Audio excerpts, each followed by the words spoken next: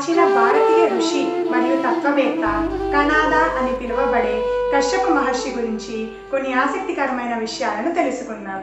ఆయన పదార్థాన్ని విడగొడితే అణువులు, అణువులను విడగొడితే పరమాణువులు, పరమాణువులను విడగొడితే శక్తి విడుదలవుతుందని, ఇదే శక్తి పంచభూతాలలో ఇమిడి ఉందని చెప్పారు. విశ్వ ఏర్పాటును వివరించే మహాశక్తి విస్ఫుటన అయిన నేడు బిగ్ బ్యాంగ్ థియరీని ఆయన ఆనాడే తెలియజేశారు. ఈ పరమాణువాదంతో భారతీయ వైజ్ఞానిక రంగం ఒక విప్లవాత్మకంగా మారింది. ఆ రోజుల్లోనే ఆయన ఎటువంటి పరికరం లేకుండా పరమాణు సైజును తన ఊహాశక్తితో 7.2 × 10⁻⁸ మీటర్గాను తన వైశేషిక సూత్ర అనే గ్రంథంలో పొందుపరచడం జరిగింది.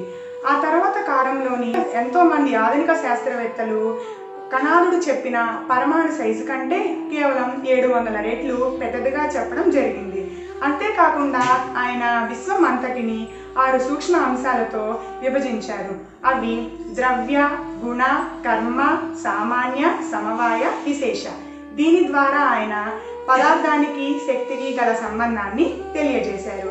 ఈ సంబంధమును ఐన్స్టీన్ గారు E=mc² అనే సమీకరణంతో ధృవీకరించడం జరిగింది.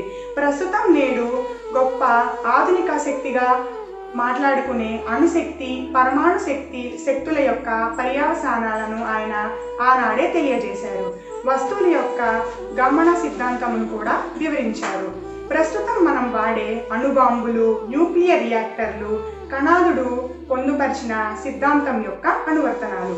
ఇంతటి ప్రతిభాశాలి అయిన కణాదుడి యొక్క కృషిని, వైజ్ఞానిక వారసత్వాన్ని ఒక భారతీయురాలుగా నేను ఎంతో అభినందిస్తూ గర్వపడుతున్నాను. జై హింద్.